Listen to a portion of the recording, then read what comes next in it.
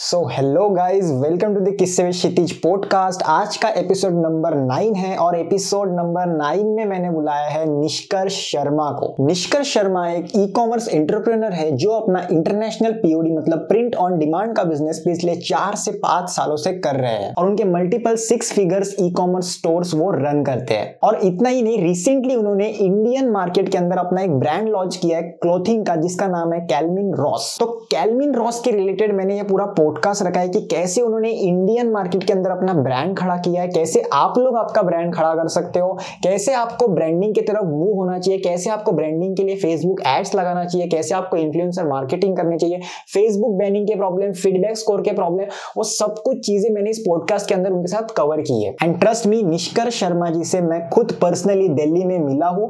उनके पास जो नॉलेज है वो बहुत जबरदस्त और अल्टीमेट लेवल का है, क्योंकि उनका इस फील्ड के अंदर पिछले 4 से 5 सालों का एक्सपीरियंस है। तो ये पॉडकास्ट आपके लिए काफी हेल्पफुल रहने वाला है। अगर से आप ऑलरेडी ई कॉमर्स इंडस्ट्री में हो तो इस पॉडकास्ट को एंड तक जरूर देखना। सो अभी बिना टाइम वेस्ट किए सीधा चालू करते हैं हमारे पॉडकास्ट के साथ में।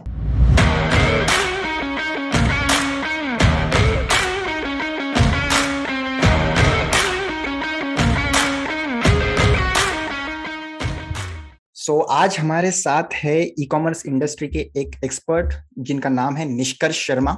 बहुत लोग इन्हें हिटमैन ऑफ ई कॉमर्स भी बोलते हैं just because of Rohit Sharma look. So Nishkarsh Sharma totally looks like Rohit Sharma also. So thank you very much Nishkarsh भैया for coming on my show Kisse with Kshitij and you are warm welcome here. So yes, how are you? Thank you. I'm doing good, yeah. Thank you so much for having me here. It's a pleasure. Yeah, it's my pleasure. So first, please, can you introduce yourself, like about your journey, how you started and how you're into this industry? So I got started with overall online marketing in 2012. So I got to know about online marketing in 2012.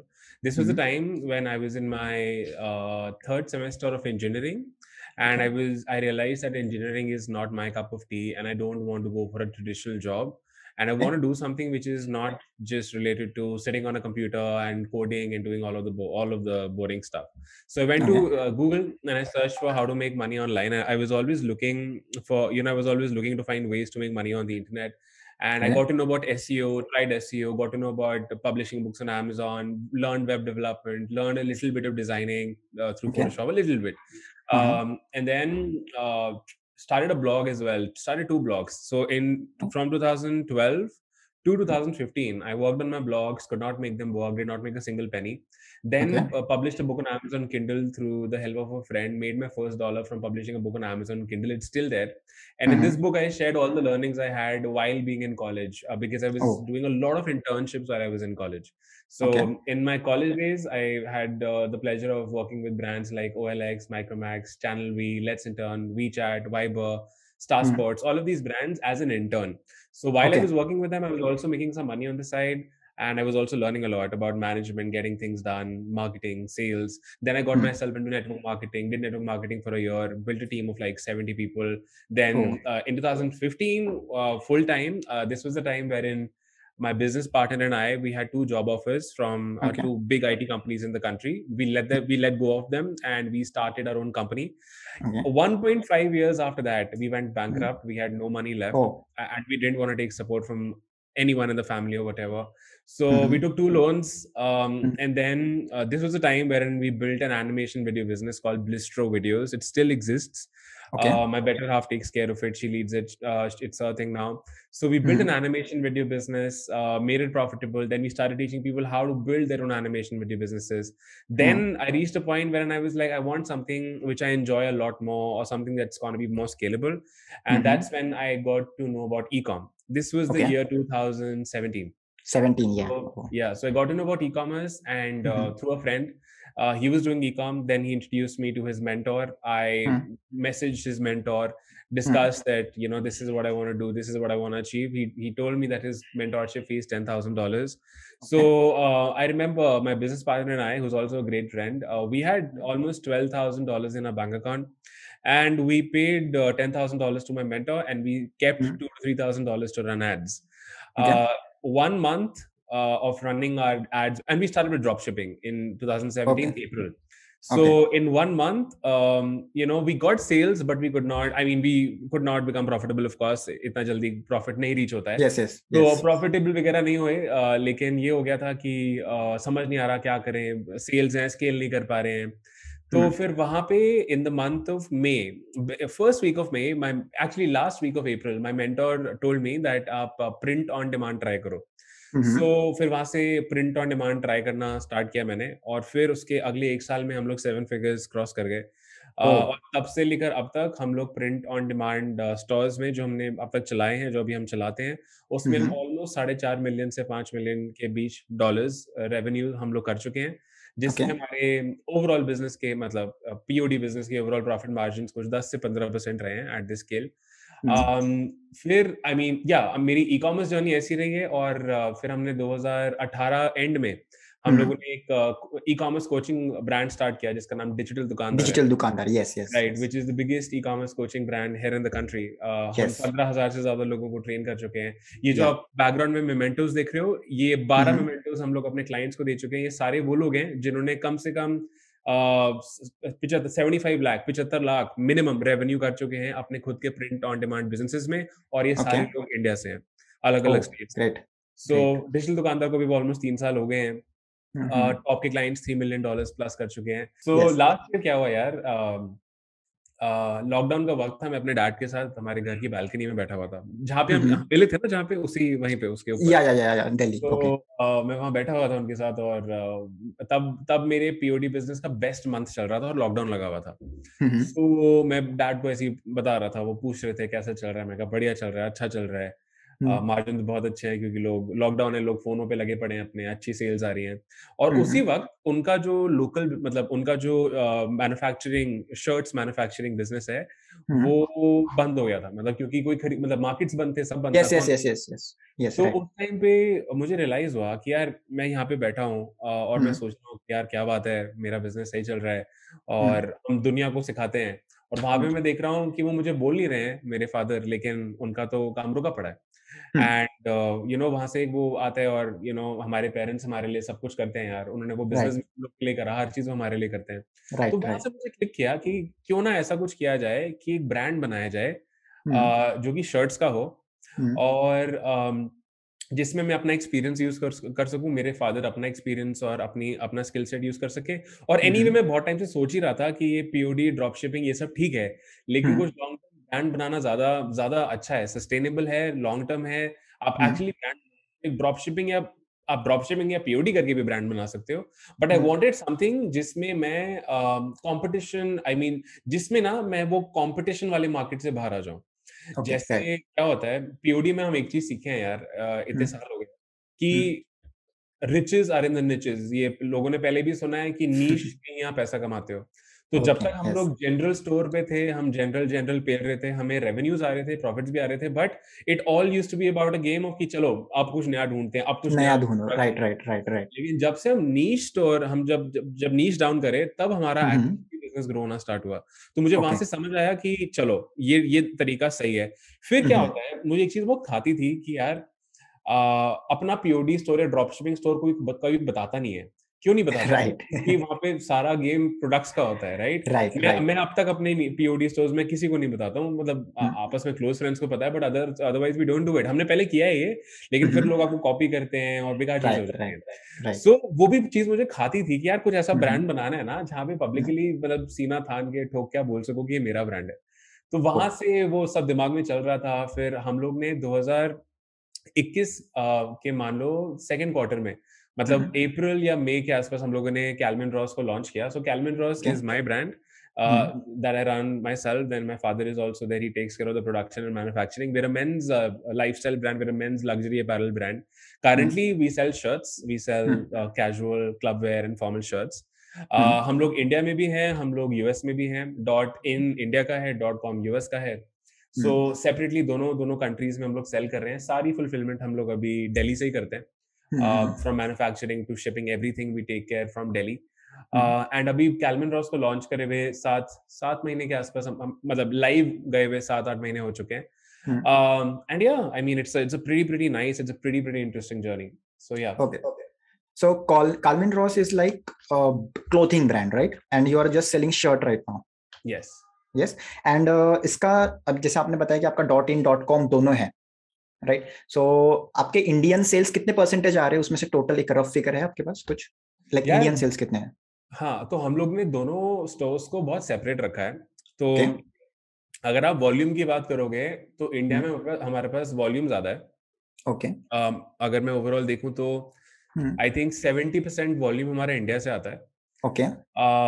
US में हमारा वही 30-35% का volume है, लेकिन US वाला हमारे लिए ज्यादा प्रॉफिटेबल है। Okay, right, yes. क्योंकि एक तो वहाँ पे प्राइस अच्छा चार्ज कर पा रहे हैं और रिपीट कस्टमर रेट अच्छा है, कोई आरटीओ नहीं है, कोई सीओडी नहीं है, तो इसलिए वो अच्छा है। इंडिया में द वॉल्यूम इज नाइस, लेकिन मार्जिन हमारे बहुत कम है अभी। ओके। तो हाँ, मतलब लेकिन ऐसा है, तो इंडिया हमारे लिए वॉल्यूम है, यूएस हमारे लिए वैल्यू है। अभी हम ऐसे स्टेज पे है ना जहाँ पे हम लोग खुद अपने नंबर्स को स्टडी कर रहे हैं कि हर महीने अपने नंबर्स को देखते हुए चलते हैं कि किस दिशा में मोड़ा जाए ब्रांड को लेके, यू नो।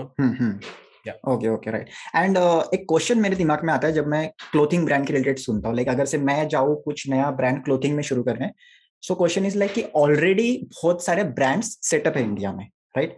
तो हम लोग कैसे उससे अलग, लाइक काल्विन रॉस ऐसा कैसे अलग है अदर ब्रांड से? यू नो, मैं बहुत ऑनेस्टली बताऊंगा आपको, जब भी आपको ये नया ब्रांड स्टार्ट, ये मेरा एक्सपीरियंस है, जब भी आप कोई नया ब्रांड स्टार्ट करते हो ना, या तो देखो दो तरीके हैं। पहला तरीका हो गया कि आपने पूरी अच्छे से रिसर्च करी कि मैं कौन से मार्केट में जाऊंगा, मैं कौन से ऑडियंस को बेचूंगा और मैं क्या प्रोडक्ट बेचूंगा, और ऐसा कोई प्रोडक्ट बेचूंगा जो कि इतना जिसका नीड है, जो या तो प्रोडक्ट डिफरेंट है या कंपटीशन बहुत कम है, और फिर आप एक बिजनेस स्टार्ट करो। ये उसका एक तरीका होता है, और ये भी सही तरीका है, गलत तरीका नहीं है। दूसरा तरीका क्या होता है कि आपको प्रोडक्ट पहले से पता है आप क्या बेचने वाले हो, और अब आपको मार्केट आइडेंटिफाई करनी है कि मैं कौन से मार्केट में बेचूं। तो मैं सेकंड वाले कैटेगरी में आ जाता हूँ, जहां पे मुझे तो पता ही था कि मेरा प्रोडक्ट तो शर्ट्स है, मुझे कुछ और करना ही नहीं। मेरा मतलब हमारा खुद का मैन्युफैक्चरिंग है, प्रोडक्शन है, और एक्सपर्टीज है, सो वही वाली चीज करनी है। अब सवाल आता है, चल ठीक है, शर्ट्स भी बेचे तो यूनिकनेस कैसे ऐड करें? अब शर्ट में मैं कुछ मतलब मैंने इस पे भी दिमाग लगाया था शुरू में, मैं कुछ अलग शर्ट्स कैसे बनाऊं, या तो मैं उन पे कुछ लिख दूं, जैसे पीओडी में होता है, बताना थोड़ा यार लिखी हुई शर्ट्स कौन पहनेगा, कोई नहीं पहनेगा, वो मैं खुद नहीं पहनूंगा। तो फिर दिमाग में आता है अच्छा क्या करें, तो मुझे समझ नहीं आया ऑनेस्टली। तो हमने क्या किया, हम लोगों ने जब अपना पहला कलेक्शन लॉन्च किया ना, तो हम लोग अलग अलग कैटेगरीज ऑफ शर्ट्स लाए, जैसे कैजुअल्स डाले, फॉर्मल्स डाले, सेमी फॉर्मल्स, मतलब मिक्स कलेक्शन हमने डाला। फिर हमने क्या किया, हमने उनपे एड्स चलाई। अब एड्स चलाने के बाद हमें समझ आया कि जो हम सोच रहे थे कि बिकेगा, जो हमेशा ई कॉमर्स में होता है, जो हम सोच रहे थे जो बिकेगा, हाँ, वो बिक ही नहीं रहा था। और लोग ऐसी चीजें खरीद रहे थे जो उम्मीद ही नहीं थी हमको। मतलब मुझे अभी भी याद है, मैंने अपने फादर को बोला, यार ये इतना बकवास शर्ट है, कोई नहीं लेगा। लेकिन वो एक्चुअली शर्ट हमारा बेस्ट सेलर बन गया, अनएक्सपेक्टेड। ये होता है हमेशा। फिर वहां से क्या हुआ, अब हम लोग ने अपने कस्टमर से फीडबैक लेना स्टार्ट किया कि यार हम अपने कस्टमर से बहुत बात करते हैं, ईमेल्स करते हैं, इंटरेक्ट करते हैं उनसे कि तुमने हमसे क्यों खरीदा, तुम कौन से और ब्रांड से खरीदते हो, तुम्हें हमें अलग क्या लगा, हमें इम्प्रूव कैसे करना चाहिए। तो हमें वहां से फीडबैक मिला, और हमने एक और अच्छा सवाल पूछा उनसे, इंपॉर्टेंट सवाल पूछा कि तुम हमारे शर्ट्स को पहनते कहाँ पर हो, जिससे हमें आइडिया लगे कि इंसान विजुअलाइज कैसे कर सकता है हमारे प्रोडक्ट को यूज करते हुए। तो वहां से मुझे आइडिया लगना स्टार्ट हुआ। तो अब हम उस हिसाब से अपने ब्रांड को उस डायरेक्शन में लेके जा रहे हैं। अगर आप मेरे को अभी ये बोलोगे कि अभी what is very different about you, honestly अभी हम कुछ बहुत क्रेजी डिफरेंट नहीं कर रहे हैं, बट हम उस डायरेक्शन में कि उस डायरेक्शन में हमने जाना स्टार्ट कर दिया, जहां पे हम शर्ट स्पेस में अपना एक नीश पकड़ रहे हैं, based on the experience we had, the money that we spent in the last 5-7 months. वहां से अब हमें पता चल रहा है कि ठीक है, इस वाले नीश ऑडियंस में आपको जाना है। तो वो नीश ऑडियंस क्या है, वो अभी मैं अब बता भी दूंगा, हो सकता है वो आगे चेंज हो जाए, इसलिए मैं जानबूझ के बताऊंगा नहीं। लेकिन ऑनेस्टली वो यार ब्रांड पब्लिक है, तो कोई भी जाके देख पाएगा। अभी तो अगर आप ऊपर से देखोगे, it's a normal luxury shirt brand, but time के साथ साथ हमें समझ आ गया है कि अपना नीश कौन है, किस तरह के लोगों को हमारी शर्ट्स पसंद आ रही हैं, किस तरह के फैंस हम लोग बना पा रहे हैं, कौन से लोग बार बार हमसे खरीद रहे हैं। तो अब उस हिसाब से अपना नेक्स्ट कलेक्शन हम लोग प्लान कर रहे हैं, अपनी मैसेजिंग उस हिसाब से चेंज करने वाले हैं। बड़ा मस्त, बहुत अच्छा एक्सपीरियंस रहा है। Nice, nice, nice. एंड आपका मैन्युफैक्चरिंग आप खुद करते हो ना, राइट, इन चीजों की, सब प्रोडक्ट्स की? हाँ जी। सब शेड्स की, राइट राइट। एंड मुझे ना थोड़ा टीम बिल्डिंग के ऊपर आप बताइए कि अगर से किसी को ब्रांड स्टार्ट करना है तो वो टीम कैसे बिल्ड करे, कैसे लोगों को हायर करे एंड कैसे उन्हें सिखाए कि ये चीज ऐसी ऐसी होती है करके। अच्छा सवाल है यार। तो हम्म अगर आप कोई ब्रांड ई कॉमर्स की बात करते हैं, अगर आप कोई ई कॉमर्स ब्रांड बनाते हो ना, तो हम्म सबसे पहले सारा प्रोसेस आ जाता है प्रोडक्ट से। मतलब अगेन हम्म आप नीश पकड़ोगे, फिर प्रोडक्ट्स देखोगे, वेबसाइट वगैरह आप खुद बनाओगे, एड्स वगैरह आपको खुद आनी चाहिए, एड्स वैड्स आप खुद चलाओ। तो हम्म उसके बाद अगर आप ड्रॉप शिपिंग कर रहे हो तो ऑफ कोर्स फिर तो आपको मैन्युफैक्चरिंग, डिलीवरी, इन सब चीज़ों की ज़रूरत ही नहीं है। अगर हम्म आप इंडिया मतलब खुद फुलफिल कर रहे हो, मान लो आप अपने सप्लायर से लेके स्टॉक करते हो और फिर उसको निकालते हो अपने आप, तो हम्म, वहां पे आपकी सबसे पहली हेल्प की जरूरत पड़ेगी। आपको एक बंदा चाहिए होगा जो कि आपकी पैकिंग में और लेबल हम्म, वगैरह प्रिंट करके लगाने में मदद करे। जो सबसे राइट। बोरिंग और सबसे मैनुअल काम होता है, मैंने ये काम 6-7 महीने किया है। 6 महीने हो गए ऑलमोस्ट। लास्ट हम्म 1 महीने से अब हमने ऑफिस वगैरह में शिफ्ट कर दिया है वो सब। क्योंकि हम्म जब हमने स्टार्ट किया तो ऐसा था कि फैक्ट्री से शर्ट्स वगैरह बन के आ रही हैं, हम्म और यहाँ पे हम सारे लोग मिलके, मैं और मेरी पूरी फैमिली मिलके उसको लगा रहे हैं, सब कर रहे हैं। क्योंकि घर पे, और मेरा जो एड्रेस है पिकअप वगैरह का, वो मेरे घर का ही है। ओके। फैक्ट्री का एड्रेस हम डाल नहीं सकते थे ड्यू टू सम रीजन। हम्म तो अब बाय द वे अब हम फैक्ट्री का ही डालने वाले हैं, just hmm talking, but anyway. तो हम्म क्योंकि अब हमें समझ आ गया कि प्रूफ ऑफ कॉन्सेप्ट है ये, अब इसको हम धीरे धीरे स्केल कर रहे हैं। तो हम्म सबसे पहली हेल्प आपको चाहिए, एक मैनुअल बंदा, वो कोई भी हो सकता है जो हम्म, मैनुअल वर्क में से हेल्प करे। फिर ओके। दूसरी चीज आ जाएगी, इंडियन, अगर आप इंडिया में सेल कर रहे हो तो आपको हम्म एक कॉलिंग वाला बंदा चाहिए। तो आपको एक बंदा राइट चाहिए जो कि राइट। कंफर्मेशन कॉल्स करेगा। अगर हम्म आरटीओ होंगे तो, या एनडीआर होंगे तो वो मैनेज करेगा हम्म कॉल करके कस्टमर्स को कि आप कहाँ हो, कैसे हो, कब भेजना है, ब्ला ब्ला ब्ला। हम्म एक सपोर्ट का नंबर है तो वही बंदा आपका सपोर्ट भी देख सकता है। तो hmm your first professional hire is gonna be this operations guy, जो कि कंफर्मेशन कॉल्स कर रहा है, आरटीओ मैनेजमेंट कर रहा है, सपोर्ट ईमेल देख रहा है, और may be hmm, support calls ले रहा है। ये आपका ओके। सबसे पहला हायर है। हम्म सवाल आता है आप इस इंसान को ट्रेन कैसे करोगे? तो हम राइट। कैसे करते हैं, हम लोग कुछ टूल्स यूज करते हैं। जैसे अभी मैं हम्म क्लिकअप नाम का एक टूल यूज करता हूँ, क्लिकअप यूज कर सकते हो। ओके। नोशन नाम का एक टूल है, ऐप है, वो यूज कर सकते हो। इन हम्म टूल्स पे हम लोग डॉक्यूमेंटेशन करते हैं। अब ओके। डॉक्यूमेंटेशन का क्या मतलब हुआ, जब हम्म भी मैं किसी इंसान को हायर करूंगा, तो हम्म मैं जब उसको ट्रेन करूंगा, मैं हम्म हर चीज को रिकॉर्ड करके रखूंगा। हर ओके। चीज को रिकॉर्ड करूंगा, हर चीज का प्रोसेस लिख के रखूंगा, स्टेप्स। मतलब अगर एक छोटी सी भी चीज है कि हम्म कंफर्मेशन कॉल कैसे करनी है, तो उसके हम्म स्टेप्स, उसका स्क्रिप्ट, एक एक चीज एक डॉक्यूमेंट में मेरे पास होगा। अगर ओके। एक मान लो एक प्रोसेस है कि अगर कोई कस्टमर को रिटर्न चाहिए तो वो कैसे होना है, तो हम्म मैं एक बार बताऊंगा उस बंदे को, और वो सब रिकॉर्ड पे रहेगा, और उसी को हम्म बोलूंगा कि तुम इसके स्टेप्स लिखो जो तुम्हें समझ आए हैं। और वो हम्म स्टेप्स मेरे पास स्टोर्ड रहेंगे कि कल को वो इंसान मेरे साथ नहीं है, काम नहीं कर रहा है, तो नया हम्म इंसान जब मैं ऑनबोर्ड करूं तो उसके हम्म पास एक काइंड ऑफ अ कोर्स हो अपने सामने कि मुझे ये हम्म काम ऐसे करना है। इसको हम सिस्टम बनाना और प्रोसेस बनाना बोलते हैं। So okay. हर हायरिंग जो हम करते हैं वो ऐसे ही करते हैं। अब सबसे पहला हायर आपका ये इंसान रहने वाला है, और ऑफ हम्म कोर्स फिर उसके बाद आपको इंश्योर करना है कि वो इंसान काम कर रहा है। तो आप क्लियर केपीआईज, की परफॉर्मेंस इंडिकेटर्स सेट हम्म करते हो कि आप उस इंसान की परफॉर्मेंस कैसे जज करोगे। तो आपने हम्म वो वाला दिमाग लगाना है कि चलो सपोर्ट ईमेल्स का रिप्लाई डे एंड तक हो जाना चाहिए, सारे हम्म कंफर्मेशन कॉल्स डे एंड तक हो जाने चाहिए, या हम्म एवरेज रिस्पॉन्स टाइम इतना होना चाहिए। ये सारे ओके। ऐसे ऐसे कर करके आपने क्लियर केपीआईज आपने सेट करे। तो ये हम्म आपका हो जाएगा सबसे पहला प्रोफेशनल हायर। उससे पहले एक अनप्रोफेशनल हायर है जो आपकी पैकिंग वगैरह में मदद कर रहा है। हम्म उसके बाद डिपेंड करता है कि अगर आप मार्केटिंग खुद के कंट्रोल में रखना चाहते हो या नहीं। तो हम्म मैं पर्सनली फेसबुक एड्स वगैरह को इतना एंजॉय नहीं करता हूँ। तो ओके। उसके लिए इधर I will hire an agency, और I will hmm hire a marketing guy, और I will okay. Partner with someone who can take care of marketing. तो okay. Call it a hire, call it a partnership, वो आपका second partnership हो जाएगा जो कि हम्म marketing का है। अब साइड में आई एम अज्यूमिंग कि जो फुलफिलमेंट है वो कोई और ध्यान रख रहा है। मतलब मैन्युफैक्चरिंग, डिलीवरी, पैकेजिंग वगैरह मान लो वो कोई और हम्म ध्यान रख रहा है। तो हम्म अगर आप, जैसे अगर आप ड्रॉप शिप कर रहे हो, या मान लो आप पहले से मंगा के रख रहे हो, फिर तो आपको वही जो मैंने आपको पहला अनप्रोफेशनल हायर बताया, आपको वो चाहिए।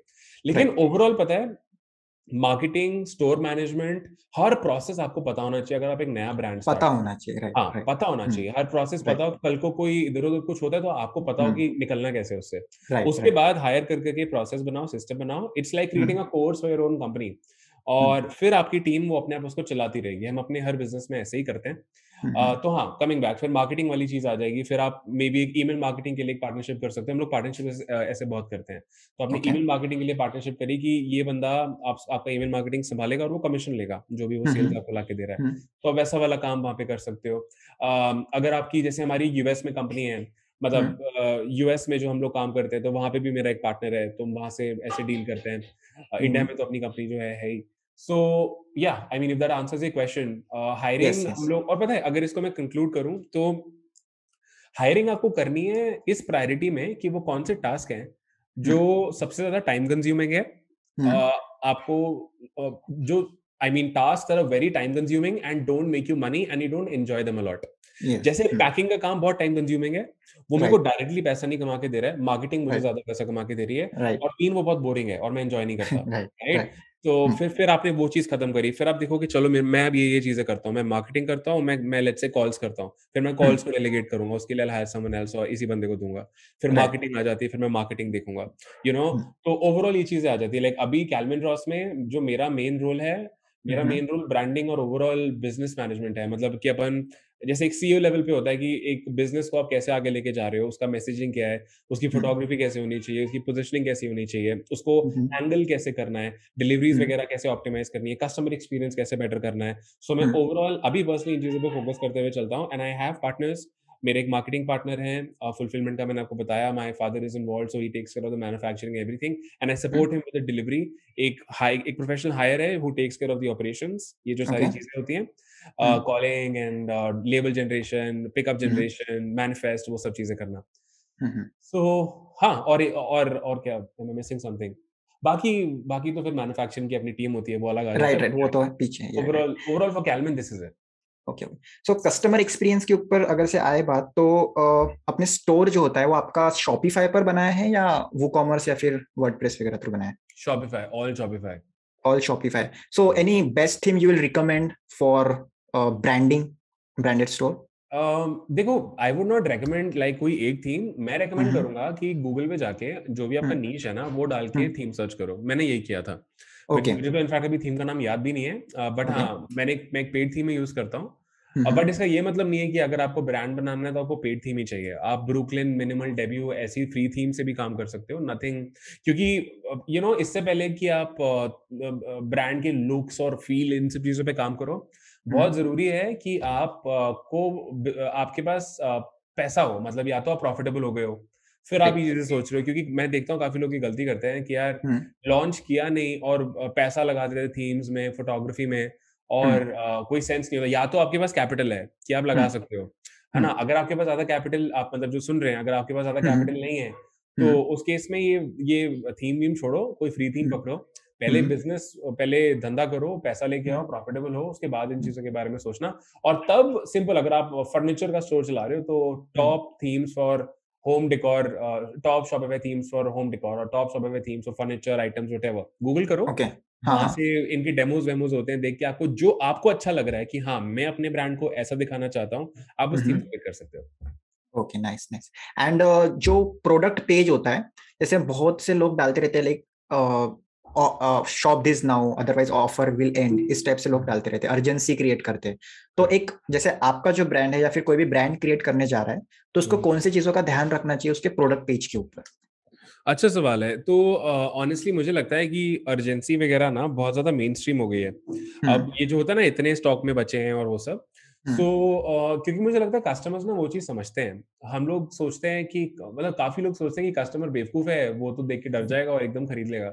बट जो आपको पैसा दे रहा है, स्पेशली यूएस का कोई बंदा है, व्हाटएवर, वो समझदार है, उसको पता है कि ये मार्केटिंग चीज है। तो मुझे ऐसा लगता है कि ब्रांड्स में वो वाली चीज, हम पीओडी में वो चीज करते हैं, ऑनेस्टली करते हैं, आई वोंट लाई, लेकिन ब्रांड में मैं नहीं करता हूँ, बिकॉज आई थिंक वो ऑथेंटिक नहीं है, क्योंकि वो कभी सच नहीं होता, right, because that thing is never true. तो वो चीज हम लोग करते नहीं है। इसके अलावा जो अपनी मेन चीज है ना, जो आपको अपने प्रोडक्ट पेज पे ध्यान रखनी है, rather than telling people about the features of your product, tell them about the benefits। ये बहुत इंपॉर्टेंट है। जैसे अगर आप देखोगे तो हम लोग क्या करते हैं, जैसे आपको एग्जांपल देता हूँ। आपको अपने आप से ये पूछना है कि जब कोई इंसान ये मेरा प्रोडक्ट यूज करेगा या उसको ये मिलेगा, तो उसकी लाइफ इंप्रूव कैसे होगी। तो आप उन चीजों के बारे में बात करो अपने डिस्क्रिप्शन में, rather than telling him कि यार मैं ये बॉटल बेच रहा हूँ, ये बॉटल इस वाले कांच से बनी है, इसका ये कलर है, और ये सिंपल बात करो कि बेनिफिट क्या है।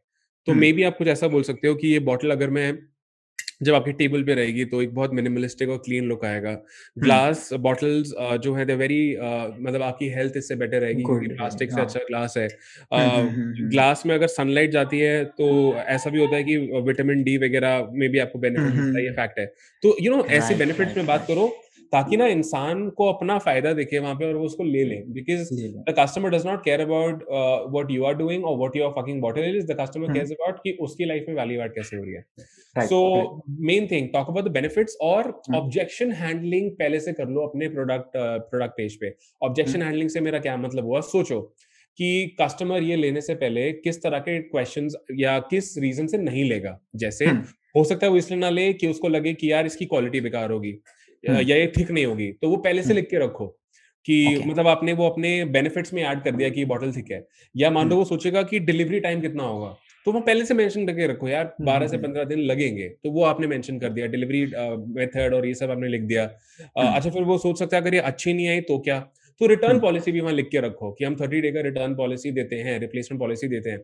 सो two things, talk about the benefits and talk about and do objection handling on the product pages. ये चीजें बहुत सिंपल रखो, इसको करोगे बहुत है और आपको बाकी और भी किसी जैज में पढ़ने की जरूरत नहीं है। Okay, great great, thank you for that.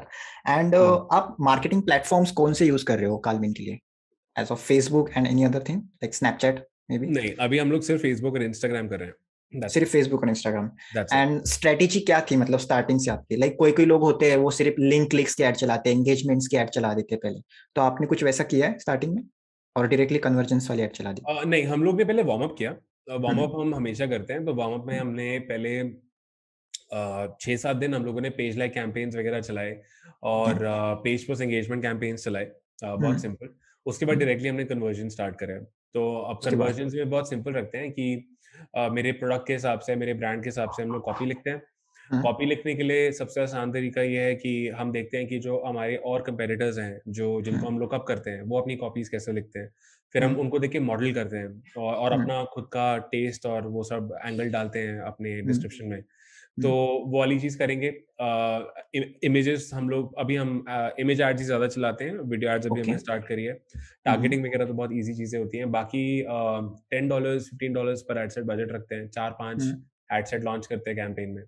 और बाकी हाँ, तो ओवरऑल स्ट्रक्चर हमारा यही रहता है, मतलब फेसबुक पे फर्स्ट 7 to 10 डेज उसको आप सिर्फ नर्चर करते हो अकाउंट को totally? Yes, 7 days. Right, nice. And influencer marketing try की अभी तक? करते हाँ, हो? बिल्कुल करिए। तो हम लोग ने यूएस के लिए नहीं किया अभी इन्फ्लुएंसर, जो पेंडिंग है। हम लोग प्लान कर रहे हैं वो चीज। इंडिया में हमने करी है। इंडिया में हम लोग 3-4 कैंपेन्स कर चुके हैं इन्फ्लुएंसर मार्केटिंग की। सो इन्फ्लुएंसर मार्केटिंग मुझे लगता है कि एक तो ना नीश पे बहुत डिपेंड करती है। अगर आप कोई जैसे हमारे वाले केस में influencer marketing I would say अच्छी काम करी, बहुत अच्छी काम नहीं करी।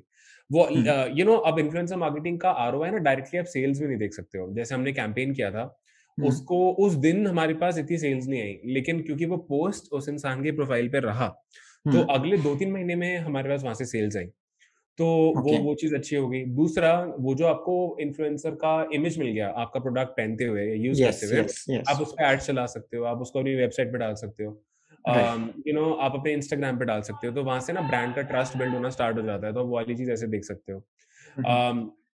तो हाँ, but I would say it's work well, I am happy with it. But अभी हम इतने ज्यादा इंडिया में इन्फ्लुएंसर कैंपेन्स नहीं कर रहे हैं, क्योंकि मुझे लगता है ज्यादा इंपॉर्टेंट है आप अपना पैसा जो है वो एड्स में लगाओ, क्योंकि प्रॉफिट आपका वहां से आता है। सो अभी हम वो चीज कर रहे हैं। यूएस में हमने कोई इन्फ्लुएंसर मार्केटिंग अभी करी नहीं है, हम करना चाहते हैं। यूएस में एड्स वगैरह भी हमारी बेटर काम कर रही हैं। तो I mean better in terms of अगर मैं ओवरऑल प्रॉफिटेबिलिटी एंड ऑल देखूं, सो वहां पे आई थिंक हम लोग इन्फ्लुएंसर वगैरह करेंगे अब। Okay, nice nice. तो अभी इंडिया में चल रही है बेसिकली थोड़ी थोड़ी? यस, थोड़ी correct. And confirmation of order आप आईवीआर थ्रू करते हो या टीम पे कोई बैठा के रखा है अपने पर्सन, एक मैन्युअली होता है? मैनुअल होता है। इंडिया में हम लोग मैनुअल मैनुअल करते हैं। तो टीम से एक हमारी मतलब एक टीममेट है, वो कॉल करती हैं और ऑर्डर्स को कंफर्म करती हैं। उनको पता है कि क्या स्क्रिप्ट फॉलो करनी है, और अब एक्सपीरियंस है तो वो अपने आप उनको पता है कि क्या बोल के ऑर्डर कंफर्म कराना है, कब उसको कैंसिल करना है, वो सब चीज। Okay, nice. And let's talk about shipping now. Shipping का बहुत क्वेश्चंस आते रहते हैं मेरे पास में भी। तो आप कौन सा शिपिंग प्लेटफॉर्म यूज करते हो, लाइक शिपरॉकेट, निम्बस फर्स्ट और पार्टनर करके रखा है डिलीवरी कंपनीज के नहीं साथ? नहीं, हम लोग निम्बस पोस्ट यूज करते हैं। ओके तो सारी शिपिंग हमारी निम्बस पोस्ट के थ्रू होती है इंडिया में, और ओके। निम्बस के अंदर भी हमारा जो बेस्ट एक्सपीरियंस रहा है वो ब्लू डार्ट के साथ रहा है। Best Blue Dart, can you tell some top priority company like Blue Dart after that? या तो हम लोग पहले ब्लू डार्ट करते हैं, अगर ब्लू डार्ट अवेलेबल नहीं है तो हम लोग ट्राई करेंगे एक्सप्रेस बीज या डिलीवरी या डीटीडीसी। सो मेनली हम लोग इसी में जाते हैं। कभी इक्का दुक्का हो जाता है कि कुछ कुछ लोकेशंस हैं जहाँ पे इनमें से कोई नहीं है, तो वहाँ एक्सप्रेस चल जाता है। वहाँ पे हम लोग ये क्या इनके अलावा भी उड़ान करके एक हमने यूज किया है, वो भी ठीक है। बट बेस्ट तो ब्लू डार्ट, एक्सप्रेस बीज, डिलीवरी और डीटीडीसी, ये रहा है हमारे एक्सपीरियंस में। बेस्ट है, right. And what about RTO management, like in आपकी जो नीच है, लाइक क्लोथिंग की नीच, इसमें आरटीओ कैसा चल रहा है ना, आप इसको कैसे मैनेज कर रहे हो? आरटीओ है यार, मतलब आरटीओ डेफिनेटली है। इतना नहीं जितना ड्रॉप शिपिंग वगैरह में होता है, क्योंकि जब आप ब्रांड वगैरह चलाते हो तो आरटीओ आपका कम ही रहता है। तो कैसे मैनेज करते हैं, अगेन निम्बस के प्लेटफॉर्म पे वो एक्सेप्शंस नाम का एक ऑप्शन आता है, जहाँ पे आपको दिख जाता है कि आरटीओ हो रहा है इस वाले पर्टिकुलर ऑर्डर में। तो वहाँ पे मेरी जो टीम है, हमारी टीम है, वो कॉल करती है उस कस्टमर को और पूछती है, समझती है कि ऐसा ऐसा हुआ है तो क्या करें। तो या तो कस्टमर बोलता है मैं हूँ नहीं और मैं परसों आऊंगा, तो हम उसको रीशेड्यूल कर देते हैं परसों के लिए। या कस्टमर बोलता है कि ये झूठ है, डिलीवरी बॉय तो आया ही नहीं मेरे पास, तो फिर हम वहाँ पे कमेंट डालते हैं निम्बस में कि डिलीवरी बॉय झूठ बोल रहा है, वो गया ही नहीं। या फिर होता है कस्टमर बोलता है कि अब मुझे चाहिए नहीं, तो फिर अब हम उसको वापस अपनी लोकेशन में मंगा लेते हैं। तो ये सारा काम हम लोग मैनुअली कॉल्स पे करते हैं। Okay, nice nice nice. And जैसे अभी जब कोई ब्रांड चालू करने का सोचता है, तो जैसे अगर से कोई एक्सपीरियंस बंदा हो, तो वो सबसे पहले सोचेगा यार फीडबैक स्कोर का क्या होगा। लाइक फीडबैक स्कोर फेसबुक मांग लेता है कस्टमर को, सो वो कभी कभी 2 के नीचे चले गया तो अपना अकाउंट खत्म हो जाएगा। सो उस चीज को आप लोग कैसे टैकल कर रहे हो? यार नाइस क्वेश्चन। तो हमारा टचवुड यार, हमारा डिलीवरी रेट और क्वालिटी बहुत अच्छी है। क्योंकि ये चीज we learn things the hard way. जब हम लोग चाइना से ये पीओडीएम पहले चाइना से कर रहे थे, 2019 के एंड तक हम लोग चाइना से कर रहे थे। और तब हमारी मार्जिन भी बहुत बढ़िया थे, सब सही था। लेकिन उस वक्त जब लॉकडाउन वगैरह लगे और ये सब, जब चाइना में लॉकडाउन वगैरह लगा, तो बहुत ड्रॉप शिपिंग बिजनेसेस अफेक्ट हुए थे। और हमारा फीडबैक स्कोर, हमारा ये एड अकाउंट वगैरह, पेपैल, सब हर जगह से हमारा बैंड बज गया था। तो हमें तब समझ आया था कि यार ई कॉमर्स में बहुत जरूरी है कि आप 2 चीजों पे फोकस करो, एक तो क्वालिटी और एक डिलीवरी टाइम। अगर आपकी ये 2 चीजें सही नहीं है तो आप सस्टेनेबल बिजनेस बना ही नहीं सकते हो, क्योंकि वो कहीं ना कहीं टूटेगा। तो हमारी क्वालिटी टॉप नॉच है, हमारा रिपीट रेट टचवुड बहुत अच्छा है, पीपल लव आवर प्रोडक्ट्स, अच्छे रिव्यूज हैं, रिटर्न्स बहुत कम है। और डिलीवरी वगैरह भी हम लोग जब हम यूएस भेजते हैं तो हम डीएचएल एक्सप्रेस यूज करते हैं।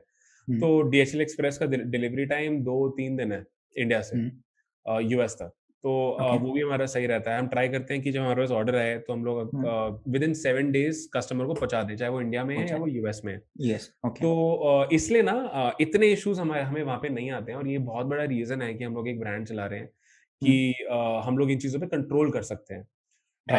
इसलिए मैं पीओडी भी करते हैं हम लोग, क्योंकि पीओडी में थ्रू पीओडी एप्स हमारा एवरेज डिलीवरी टाइम 5-6 दिन है, हमारी क्वालिटी भी अच्छी रहती है और विद इन यूएस हो जाता है।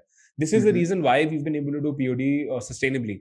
ड्रॉप शिपिंग में देखता हूँ लोग बनाते हैं, बंद हो जाता है बिकॉज ऑफ दिस, क्योंकि ड्रॉप शिपिंग में चाइना से आ रहा है, टाइम बहुत ज्यादा है, क्वालिटी बकवास है। तो ज्यादातर, not in every case, but जब ऐसा होता है तो बिजनेस का बैंड बच जाता है। तो इसलिए या पीओडी करें और बना ब्रांड तो आप कर ही सकते हो। और एक चीज मैं ऐड अप करना चाहूंगा, जैसे अभी रितो सर से मैं मिला था बीच में, तो रितो सर ने एक चीज बोली थी फीडबैक स्कोर के रिलेटेड कि लाइक जब आप कंफर्मेशन करते हो या फिर जब आपकी ऑर्डर पहुंच जाती है कस्टमर तक, तो उन्हें ना व्हाट्सएप पे एक मैसेज भेजो विद स्क्रीनशॉट्स कि इस टाइप से आपको फेसबुक से नोटिफिकेशन आएगा या फिर इंस्टा पे नोटिफिकेशन आएगा, तो आप हमें एक गुड क्वालिटी वाला जो होता है वहां पे वो कर देना करके। तो आपने कभी ये ट्राई किया या फिर आपके इसमें क्या व्यूज है? अच्छा आइडिया यार। नहीं, ऑनेस्टली मैंने ट्राई नहीं किया है, but it's a good idea. और अभी शायद हमने ट्राई इसलिए नहीं किया क्योंकि हमारा फीडबैक स्कोर वगैरह ठीक है, मतलब उसमें भी हमें कोई इशू नहीं है। तो बट हाँ, can you share that with us feedback score? Honestly बताऊं, मुझे मतलब एग्जैक्ट अभी पता नहीं है, मतलब एग्जैक्ट कितना है, बट हम 4+ में हैं अभी। Okay, very good. Okay, right. And आप फेसबुक एड अकाउंट बैनिंग के लिए ऑडियंस को क्या बोलना चाहोगे, लाइक उससे कैसे बचा जा सकता है, क्या क्या प्रिकॉशंस उन्हें लेनी चाहिए, क्योंकि मैंने देखा है आपको उसका बहुत नॉलेज है उन चीजों का। यार तो देखो, फेसबुक एड अकाउंट बैन, समझो कि फेसबुक एड अकाउंट बैन करता क्यों है। तो फेसबुक एड अकाउंट बैन तब करता है जब उसको शक होता है। देखो, दो वे में होगा, या तो आप नया नया स्टार्ट कर रहे हो तब बैन कर दिया। ये तब होता है जब उसको लगता है कि आप कुछ ऐसा कर रहे हो जो कि हर कोई कर रहा है। मतलब मान लो कि आप एक ऐसा ड्रॉप शिपिंग प्रोडक्ट बेच रहे हो जो हर कोई बेच रहा है, या आप उसकी वीडियो ही उठा के आप बेच रहे हो, या आपकी जो कॉपी है वो बहुत सिमिलर है like every other drop shipping store और व्हाटएवर। क्योंकि फेसबुक अपने प्लेटफॉर्म को ना गंदा नहीं करना चाहता। फेसबुक ये नहीं चाहता है कि यार मतलब कल को कोई भी बंदा आके कुछ भी गंदा सा प्रोडक्ट बेच के चला जाए। फेसबुक ये नहीं चाहता है। अगर आप कुछ टाइम से कर रहे हो, आपको सक्सेस मिली है या नहीं भी मिली है व्हाटएवर, और आपको कुछ महीने हो चुके हैं या साल हो चुके हैं, तब रिस्क कब आता है? तब रिस्क आता है जब फेसबुक को लगता है कि यार ये बंदा कि मैंने एड्स अप्रूव तो कर दी थी, लेकिन या तो इसका फीडबैक स्कोर खराब हो रहा है, या तो कस्टमर वगैरह स्पैम मार्क कर रहे हैं, या ये कुछ गलत कर रहा है, मतलब भाई अगेन सेम थिंग। तो यार वो तब बैन करते हैं। तो इसका सोल्यूशन क्या है, कैसे बचे? तो पहली चीज तो ये, जब आप अपनी एड्स लॉन्च करते हो, समझो कि यार आपको जरूरी नहीं है आपको वही करने की जरूरत है जो हर कोई बाहर कर रहा है। आपको यूनिकनेस ऐड करनी पड़ेगी।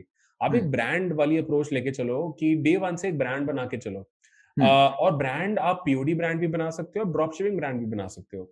ड्रॉप शिपिंग ब्रांड कैसे बनता है? सिंपल है। आपने नीश पकड़ी, आपने ऑडियंस रिसर्च करी, आपने देखा उस नीश में कौन से ब्रांड्स हैं, फिर आपने सोचा ठीक है, इस ऑडियंस में मैं कौन सा एक प्रोडक्ट बेचना स्टार्ट कर सकता हूँ, कौन सा एक टाइप ऑफ प्रोडक्ट बेचना स्टार्ट कर सकता हूँ।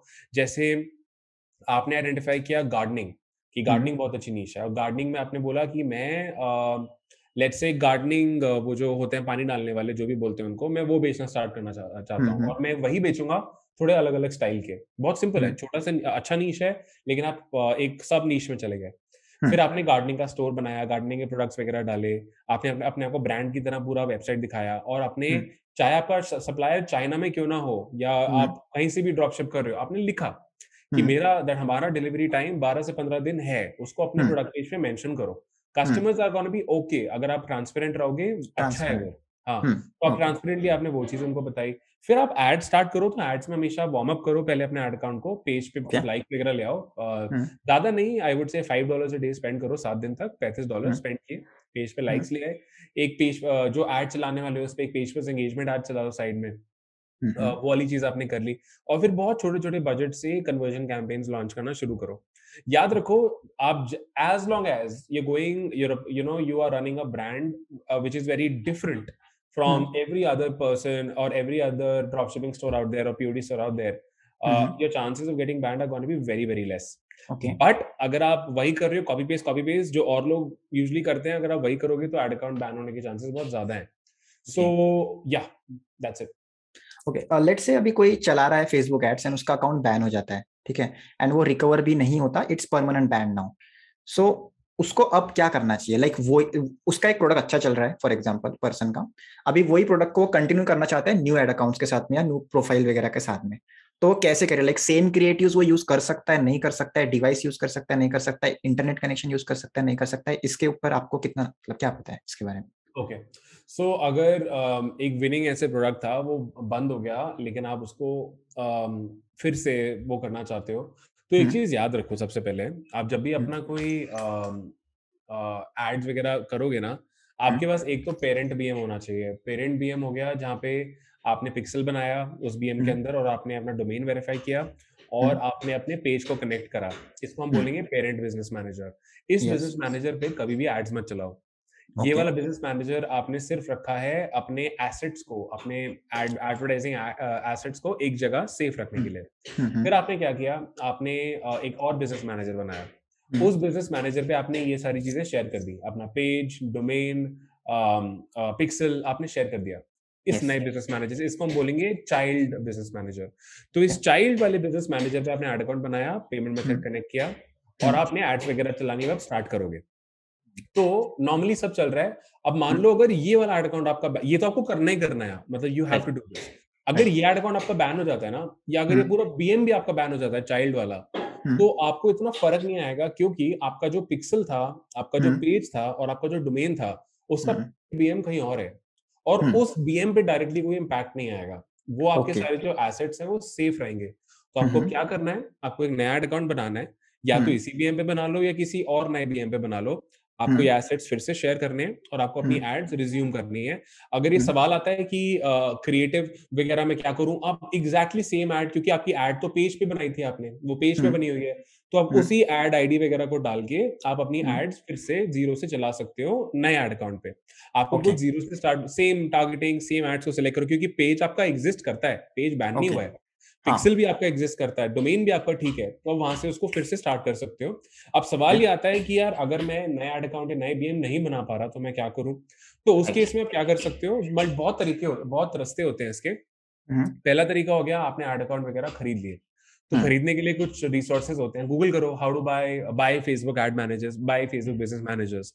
तो आपने वहां से एड अकाउंट वगैरह खरीदे, जैसे एक डोंट फार्म करके कंपनी है जो एड अकाउंट वगैरह सेल करती है, एक FB ACCS करके एक साइट है जहां अकाउंट्स वगैरह लोग खरीदते हैं, आप वो कर सकते हो। उनको एक्सेस करने का, वो इंसान से बात करोगे आपको वो समझा देगा कि इनको एक्सेस कैसे करना है। वरना आप क्या कर सकते हो, आपने अपने किसी रिलेटिव, फ्रेंड, कजन, किसी और का अकाउंट यूज करना स्टार्ट किया एक VPS मशीन पे, VPS वर्चुअल प्राइवेट सर्वर। तो VPS हम लोग यूज करते हैं माइक्रोसॉफ्ट अज्योर, AZURE। तो VPS एक हो जाएगा, आप अपने ही लैपटॉप से एक्सेस करोगे, लेकिन इट्स गोना बी लाइक अपने लैपटॉप से आप किसी और सिस्टम को एक्सेस कर रहे हो। उसका IP एड्रेस अलग है, उसका मैक एड्रेस अलग है, और आप अपने दोस्त का प्रोफाइल जो जिससे आप नया अकाउंट वगैरह बनाओगे वो आप उस सिस्टम पे कर रहे हो, मतलब जो कि एक वर्चुअल है, it does not exist physically. यही VPS होता है। और बस, तो आप अगर आप मतलब आपने VPS पे सेटअप कराया और आपने ये वाला काम वैसे करा सकते हो। तो जो लोग बोलते हैं कि मैं जो एड अकाउंट बनाता हूँ फेसबुक बैन कर देता है, तो इसका काफी हाई चांसेस हैं कि उसने आपकी IP को, आपके मैक एड्रेस को, या something related to your profile, connected your profile, उसने उसको ब्लैकलिस्ट कर रखा है, या हो सकता है आपका एडवर्टाइजिंग एक्सेस ही चला गया है। तो उसके समय आपको यही करना पड़ेगा कि नया प्रोफाइल, सब कुछ नया, या खरीद लो, या किसी एक स्क्रैच से मत स्टार्ट करना। अगर आप सोच रहे हो मैं नया अकाउंट बना के करूंगा, वो काम नहीं करेगा। तो एग्जिस्टिंग या तो खरीदो या किसी का यूज करो, VPS से उसको एक्सेस करो, अपने एसेट्स इस BM से नए BM पे शेयर करो और एड्स को रिज्यूम करो। And we can use same store, same domain? Yeah, you can, as long as it's not मतलब as long as you know वो blacklist क्या बोलते हैं उसको, ब्लॉक नहीं हुआ है, तो आप कर सकते हो। Yes, you can. But अब आप ये वाली चीज कर रहे हो और फिर से कोई वो इशू आ रहा है, तो उस केस में आपको डोमेन बदलना पड़ेगा। डोमेन बदलना पड़ेगा, एंड डोमेन बदल के स्टोर सेम यूज कर सकते, राइट? Not problem. यस, वो तो yes, you can, same store, domain बदल दो, बहुत सिंपल सा प्रोसेस है। नाइस। एंड ये तो हो गया Calvin Ross, it is your successful brand, but do you have any failure projects like related to e-commerce? कभी आपका कोई प्रोजेक्ट था जो आपने स्टार्ट किया, वो फेल हुआ है, किस कोई कुछ ऐसा है? हाँ बिल्कुल ना, हाँ यार बिल्कुल। जो हमने पहला स्टोर स्टार्ट किया था, तो पहला ड्रॉप शिपिंग से स्टार्ट किया, तो वो चला नहीं 1 महीना, फिर हम POD, उसी वाले स्टोर में हम POD करने लग गए।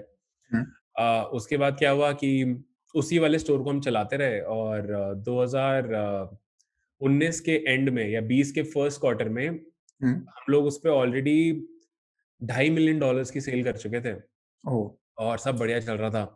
लेकिन चाइनीज लॉकडाउन लगा, तो डिलीवरी रेट बेकार, और लोगों, कस्टमर्स को लगा हम स्कैम है, सब खराब है। तो वो वाला प्रोजेक्ट मेरा फेल हो गया, even after being profitable, even after having 7 figures in revenue, क्योंकि उसके हर जगह नेगेटिव रिव्यूज हो गए। उसके अलावा पेज हमारा चला गया, हमारा एड अकाउंट चला गया, पिक्सल चला गया, डोमेन ब्लैकलिस्ट हो गया। मतलब डोमेन उस टाइम पे तो ये डोमेन वेरिफिकेशन ऑन होता नहीं था, मैं 20 के फर्स्ट क्वार्टर की बात कर रहा हूँ, बट हमें समझ आ गया था कि इस पे ऐड नहीं चला सकते, तो I count that as a failed project in that way. इसके अलावा फिर हमने बीच बीच में और भी स्टोर्स वगैरह, हमने इंडियन ई-कॉम भी ट्राई किया था, ड्रॉप शिपिंग। हमने ड्रॉप शिपिंग ट्राई किया था 2019 में किया था शायद, बीच में, through a team mate of mind. तो हमने ड्रॉप शिपिंग वाली चीज ट्राई करी, we got a mentor, invested in the mentorship, invested in stock and everything. हम लोग वो पोस्चर करेक्टर और ये सब तरीके के प्रोडक्ट सेल कर रहे थे। तो उसमें भी रेवेन्यू था, but it was not profitable, वो भी फेल हुआ, तो उसको भी हमने जाने दिया। ऐसे बीच में हम लोगों ने 2 रैंडमली नीश स्टोर स्टार्ट किए थे POD के, तो वो भी हमारे नहीं चले, तो हमें उनको भी बंद करना पड़ा। फिर हम लोगों ने एक और fashion drop shipping store start किया था बीच में, वो भी नहीं चला, हमें उसको भी बंद करना पड़ा। फिर हमें समझ आया कि 20 में फिर हमें जब ये सब फेलियर्स के बाद समझ आया, तब हमें समझ आया कि यार एक नीश स्टोर पकड़ो पीओडी का, क्योंकि हमने सोचा सबसे ज़्यादा अच्छा क्या काम किया हमारे लिए। तो हमें पता था पीओडी में ये चीज़ अच्छी काम करी है, तो हमने वो चीज़ पकड़ी, नीश डाउन किया और उस मतलब उसको पूरा नीश स्टोर बना के, पीओडी बना के, उसी को हम लोग करते रहे और that's pretty much what we are doing. और या मतलब ये तो वो चीज़ें हैं ई-कॉम में। और कौन से फेलियर्स हैं? हाँ, तो मेनली यही है, मतलब मेनली यही है। हाँ, मेनली बाकी यही है। एक दो और नाइस, इससे कम नहीं होंगे, इससे ज़्यादा ही होंगे, अगर होंगे तो ज्यादा ही 1-2। होंगे।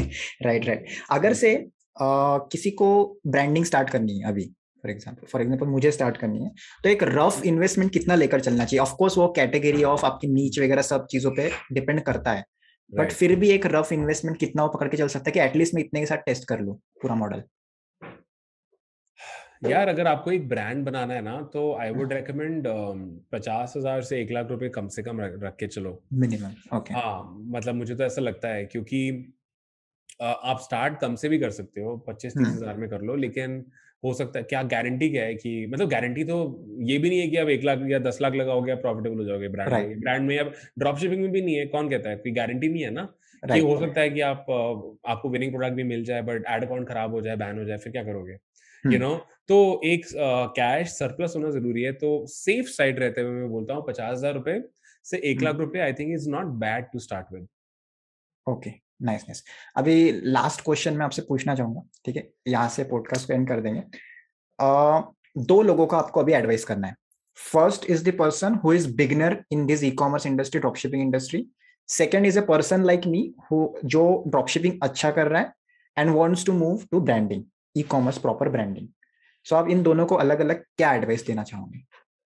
सो पहले पर्सन को मैं बोलूँगा कि अगर आप अभी स्टार्ट कर रहे हो ना, तो आप ऑलरेडी एक एज पे हो। क्योंकि अगर आप ये वीडियो देख रहे हो, ये सुन रहे हो, आपको ऑलरेडी, और आप फॉलो करते हो क्षितिज को, और आप नॉलेज रखते हो, इन्फॉर्मेशन रखते हो, आपको ऑलरेडी पता है कि आपको क्या नहीं करना। काफ़ी राइट लोग टाइम, पैसा, एनर्जी वेस्ट कर देते हैं गलत चीज़ों में, राइट। और आप मतलब हाथ जला के सीखते हैं। तो आपको हाथ तो आपको जलाने पड़ेंगे अगर आपको सक्सेसफुल बनना है, बट राइट।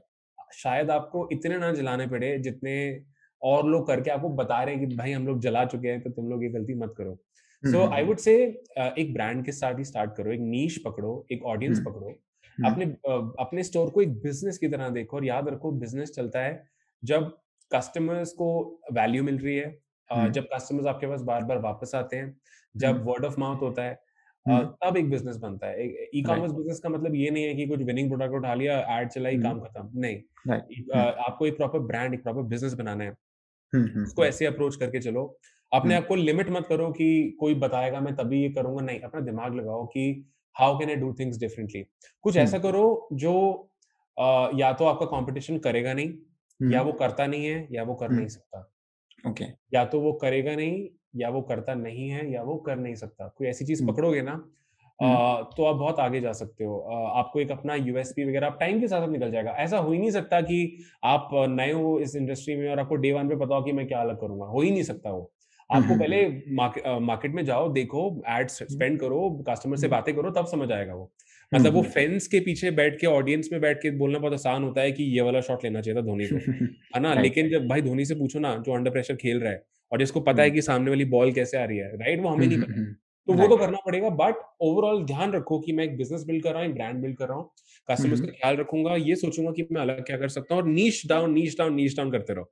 चाहे जनरल स्टार्ट करो, लेकिन जनरल में भी एंड गोल होना चाहिए कि मुझे नहीं पता कि मेरा नीश क्या है, लेकिन जहाँ पे भी मुझे अच्छा रिजल्ट मिलेगा, जिस नीश में, जिस नीश में मुझे मज़ा आएगा, मैं उस वाले नीश में घुसता चला जाऊँगा। ये ओके। पहले इंसान के लिए। And for the second kind of person, जैसे आपने अपना एग्जांपल दिया, या someone who is doing good with drop shipping, और जो लेवल अप करना चाहते हैं ब्रांडिंग में। So I would write. Say that drop shipping में जो भी आपके लिए सबसे अच्छी नीशेस काम करी हैं, लेट्स से जो टॉप की नीश आपके लिए काम करी है in terms of revenues and profits, दूसरा in terms of your passion for it, या योर इंटरेस्ट इन इट, ये भी बहुत जरूरी है। हो ओके। सकता है कि दो नीश है टॉप की, और पहले में पैसा ज्यादा था, दूसरे में पैसा कम था, लेकिन दूसरे वाले में मजा।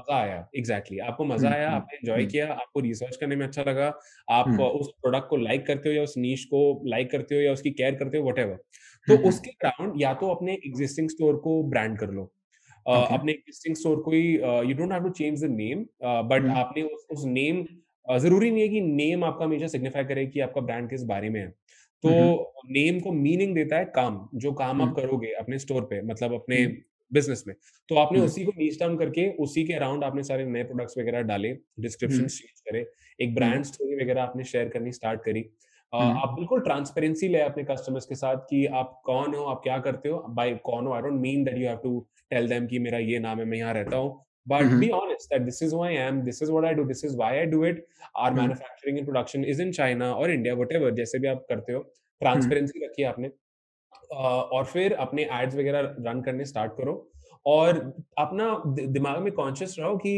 इसमें भी मुझे अपना एक प्रोडक्ट लाइन पकड़ना है, और ये सोचो अगेन कि how can I do things differently, मैं अलग क्या कर सकता हूँ, you know, and keep experimenting, keep trying new products जो शायद किसी, जो अली एक्सप्रेस पे कहीं पे भी नए आ रहे हैं, रिसर्च करते रहो, क्योंकि again if you just promote what other people have promoted, you will maybe आपको एक केक का पाई, एक पीस मिल जाए, लेकिन उस इंसान को ना, उस इंसान के पास पूरा केक इसलिए है क्योंकि वो पहला इंसान था मोस्ट प्रोबब्ली जिसने वो प्रोडक्ट ढूंढा और उसको टेस्ट किया, तो यू नो अनएक्सप्लोर्ड टेरिटरीज में जाना स्टार्ट करोगे ना, अपने नीश में, वहां पे आपको सबसे ज्यादा ग्रोथ मिलेगी। लाइक हमने ये चीज देखी है पीओडी में, शुरू में वी वर ऑल अबाउट और जगह से डिजाइन देखे, मॉडल कर दिया, अब हम लोग अलग हैं, अब हम लोग क्या करते हैं, अब हम लोग अपने नीश में खुद दिमाग लगाते हैं कि नया डिजाइन क्या क्रिएट किया जा सकता है, नया कोड क्या क्रिएट किया जा सकता है। Even in Calvin Ross this is exactly what we doing, हमने किसी को कॉपी नहीं किया है, हमने इंस्पिरेशन लिया, हमने एक इंसान का डिजाइन कॉपी नहीं किया है, सारे डिजाइन जो हमारे हैं यूनिक हैं, हम सप्लायर के पास जाते हैं, हम देखते हैं उसके पास क्या फैब्रिक्स हैं, वहां से देखते हैं, फिर सेकंड बैच में जो हमारे रिजल्ट्स रहे उसके हिसाब से हमने नेक्स्ट फैब्रिक्स चूज करे। अभी हमारा एक और फोटोशूट होने वाला है, तो उसमें जो हम नेक्स्ट कलेक्शन लॉन्च करने वाले हैं, इट इज बेस्ड ऑन जो हमारे लिए लास्ट 7 महीने में काम किया है। तो यही मेरा मतलब है कि हम नीच डाउन करे जा रहे हैं, हम समझते जा रहे हैं। अब मेरे कस्टमर से मैं पूछता हूँ, पता है मेरे कस्टमर को मैं मतलब वो मुझे शर्ट्स की फोटो भेजते हैं जो वो पहनते हैं और ब्रांड्स की, तो मुझे वहां से आइडिया लगता है कि ओके इन लोगों को इस तरह की चीजें पसंद है, तो फिर मैं अपने फैब्रिक जब लेता हूँ या हम सोर्स करते हैं तो हम उस तरह की चीजें दिमाग में रखते हुए चलते हैं। सो और ये हम इसलिए कर रहे हैं बिकॉज हमें ये प्रोसेस पे मजा आ रहा है और यू नो ब्रांड बनाने में मजा आ रहा है। तो ओवरऑल ऐसी चीज करो जो आपको सिर्फ पैसे के लिए नहीं करनी, आपको मजा आएगा उस चीज को बड़ा बनाने में। Okay. One more last question. Why you named it Calvin Ross? Like any meaning? Calvin का मतलब होता है स्ट्रॉन्ग। कैल्विन एक स्कैंडिनेवियन वर्ड है जिसका मतलब है स्ट्रॉन्ग, और रॉस एक जर्मन वर्ड है जिसका मतलब होता है अ माइटी हॉर्स।